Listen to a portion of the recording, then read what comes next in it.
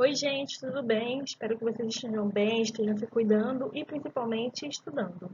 Vamos dar início hoje à nossa aula de Química 1. Eu sou a professora Camila Carvalho, para quem não me conhece, e vocês não vão ver a minha cara hoje, porque não está muito boa, assim, né?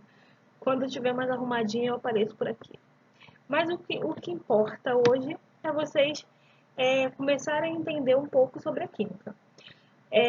Sabendo bem a base, sabendo bem o princípio da química, vocês vão conseguir desenrolar muito bem essa matéria aí ao longo do ano. Vamos que vamos. A primeira coisa que nós devemos saber, né, da química é que a química ela vai estudar a transformação da matéria. Lá no seu 8º ano e tudo mais, química, física e biologia era tudo incluso em ciências, né? A partir do nono, no meu caso, como eu sou velha, a partir do primeiro, né? Mas para quem já tinha nono ano na escola, já se dividiram, as ciências se dividiram em química, física e biologia. Na química, vocês vão estudar a transformação da matéria. O que seria a matéria? Matéria é tudo aquilo que tem massa e ocupa lugar no espaço. Então, qualquer coisa que está tendo massa e ocupando lugar é matéria. Então, madeira, ar, nuvens, enfim, nós, etc. e tal. Então, só que nós vamos definir matéria, corpo e objeto. Essas três linguagens, elas andam juntas. E uma se entrelaça na outra. Então, corpo, ele vai ser a parte limitada da matéria. Sabe quando a gente utiliza matéria-prima, que vai ser a precursora de algo que você vai produzir? Então, matéria é o início, é o princípio de tudo. É tudo que você vai utilizar e a partir dela você vai retirar outras coisas, como o corpo, que vai ser essa porção limitada da matéria, e o objeto. O objeto, ele é um corpo produzido para utilização do homem. Então, o objeto, ele vai também derivar da matéria, porém, ele vai estar sempre se prestando a um determinado uso.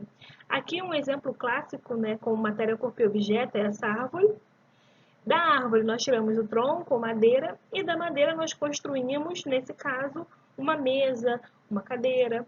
Então, matéria vai ser a precursora de tudo. O corpo vai ser uma parte limitada dessa matéria e o objeto ele vai estar sempre relacionado a uma utilização. Dentro disso, nós podemos citar também a energia, que ela é medida da capacidade de realizar um trabalho. Porém, existe uma energia que vai mudar de acordo com o tipo de trabalho. Energia, nós temos energia cinética, que a gente pode assimilar a quando nós estamos correndo atrás do ônibus, né, não? Bem humilhados para pegar nosso ônibus diariamente. Hoje em dia não, tá? Quarentena. Tem a energia elétrica, que está relacionada à condução da eletricidade, de elétrons e tudo mais. Energia potencial, que é armazenada nos corpos. Deixa eu pensar na energia potencial armazenada nos corpos. Né? Minha gordura é uma energia potencial que ela está super armazenada. Energia térmica, que é a troca de calor. E energia química, que é a atração e repulsão das ligações químicas. Beleza. Aqui, como exercício de fixação, eu queria ver com vocês o que seria uma classificação quanto matéria, corpo, objeto ou energia. Madeira, no caso, ela vai estar sendo a nossa matéria. Anel de ouro, o objeto, porque nós utilizamos anel de ouro. Caco de vidro. Alguém utiliza o caco de vidro? Nós não utilizamos, mas o caco de vidro ele veio de alguém, não veio? Então, o caco de vidro ele seria o nosso corpo. Tá bom, tá. Na minha vida, né, aqui de pobre no meu país, Nilópolis, a galera usa bastante caco de vidro para pega ladrão, né? Coloca aquele caco de vidro aqui no muro. Mas enfim, nós não podemos defini-lo como objeto. Mesa de plástico, objeto.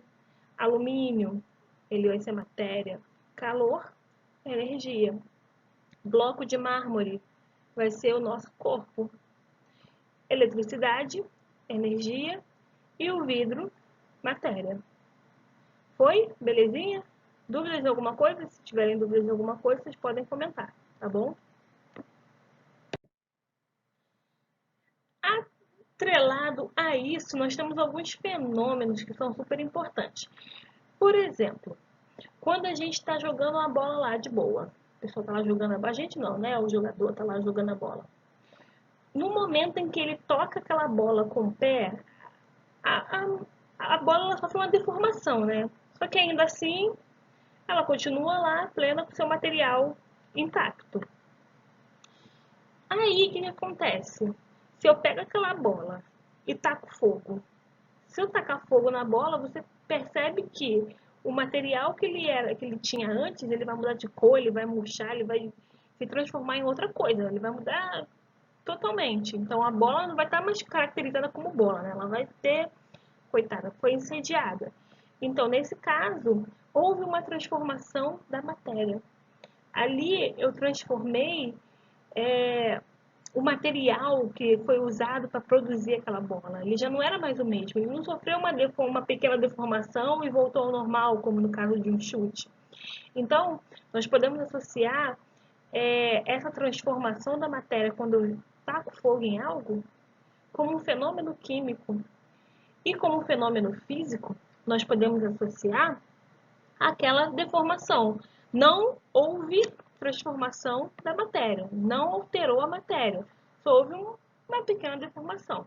Nesse caso aí, nós temos fenômenos químicos que alteram a natureza da matéria. Nesse caso, a lata já estava íntegra. Passou um tempo, ela está toda enferrujada. Então, ocorreu uma reação química. Eu tinha algo íntegro que se transformou em outra coisa. Qualquer reação química, qualquer reação de combustão, no caso de pegar fogo, nesse caso aí uma corrosão, uma reação que teve aí na formação de ferrugem, eu tinha ferro que se transformou em óxido de ferro. Então, essa transformação caracteriza como fenômeno químico. E no caso do fenômeno físico, não houve alteração da matéria. Então, eu só peguei uma lata e amassei, mas a matéria continuou sendo a mesma. Estão entendendo? Tá indo? Aqui, classifique os fenômenos abaixo. Sublimação do iodo, enegrecimento da prata, combustão do etanol, fusão do gelo, formação do ferrugem, evaporação da água, fermentação da uva, explosão da pólvora. Vou dar um tempinho para vocês pensarem aí no que seriam fenômenos físicos ou químicos. Ai, ó, gente, sou ansiosa, então vamos embora. Letra A. Sublimação do iodo. Qualquer fenômeno físico, qualquer mudança de estado é um fenômeno físico, tá? Qualquer mudança de estado. Sublimação, fusão, evaporação, ebulição, condensação, tudo é fenômeno físico. Então, a sublimação do iodo, físico. Enegrecimento da prata. A prata estava lá pleníssima, prata, né? O que aconteceu? Ela reagiu com alguma coisa que escureceu essa prata. Então, nesse caso, temos um fenômeno químico. Combustão do etanol, fenômeno químico. Fusão do gelo, físico. Formação da ferrugem, químico. Evaporação da água, físico. Fermentação da uva, químico. E explosão da pólvora, químico também. Entenderam? Vamos embora. Aqui, gente, nós temos os estados físicos da matéria. Nós temos sólidos, líquidos e gasosos. Qual a diferença entre eles? São, basicamente, a arrumação entre as moléculas. Como nos líquidos elas vão se organizar? Como é que elas vão se organizar no líquido, no sólido, no gasoso? Então, vamos lá. Quando nós falamos de algo sólido, elas têm forma e volume definidos. No caso de líquidos, o volume ele pode ser até definido, mas a forma não. Então, se a gente tem um copo de água, ali tem 300 ml, você tem um volume definido.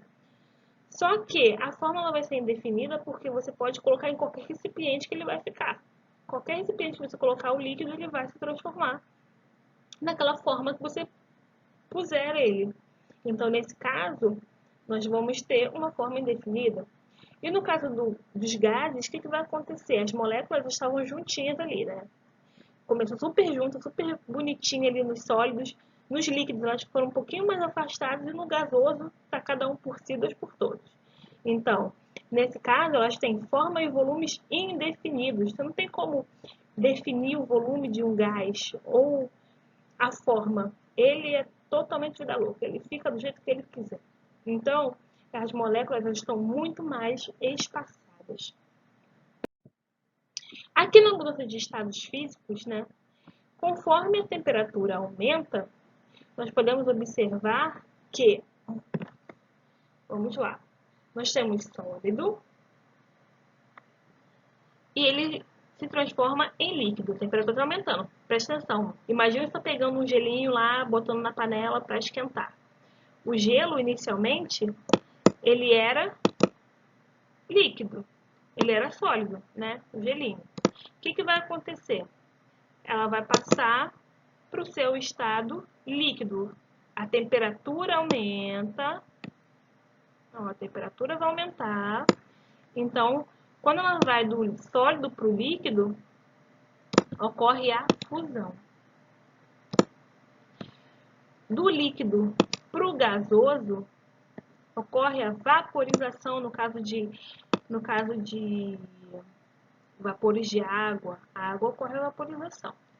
Mas também nós podemos falar ebulição. A ebulição é aquele processo que você vai esquentar, coloca num recipiente para ele ir esquentando. Sabe quando a água começa a ferver, até que ela some? Então aí ocorreu um processo de ebulição ou vaporização. Gasoso para o líquido, condensação. Preste atenção que aqui a temperatura diminuiu. Então, conforme a temperatura vai diminuindo, a substância vai condensando. O gasoso ele vai para o líquido. E do líquido para o sólido é solidificação. Está ficando mais frio. E o processo de sólido para o gasoso direto, o que acontece? Sublimação. Então, a passagem do sólido para o gasoso para o sólido é a sublimação. E outra coisa importante, nós devemos frisar também quanto a ganho e perda de energia, ganho e perda de calor. Nós temos processos endotérmicos e processos endotérmicos. Quando eu aumento a minha temperatura, o que acontece? Eu estou absorvendo calor, eu estou ficando mais quente. Então, esse processo de absorção de calor se chama endotérmico. Então, a fusão e a vaporização, ou ebulição, ou evaporação, são processos endotérmicos. E quando eu estou esfriando, eu estou perdendo calor, estou tirando o calor de dentro de mim. Então, nesse caso, é um processo exotérmico. Podemos dizer que a condensação e a solidificação são processos exotérmicos. Beleza? Simbora. Aqui, como um exercício de fixação, vou deixar aqui para vocês copiarem. Vocês fazem aí, depois vocês vão me perguntar qual é o gabarito. Vou deixar aberto para vocês, junto com uma lista, claro, obviamente. Vamos lá. Outro exercício muito bom para vocês refletirem a vida, refletirem essa quarentena. E, por fim, uma última questão aí de concurso. Vou deixar um tempinho. E é isso, gente. Acabou aqui nossa primeira aula de Química 1. Aqui nós demos uma volta no passado, volta no 9º ano. Espero que tenham gostado, gente. Qualquer dúvida, eu estou à disposição. Para quem quiser me encontrar no no Instagram é @KimiCamis, com S, tá bom? Um beijo e até a próxima!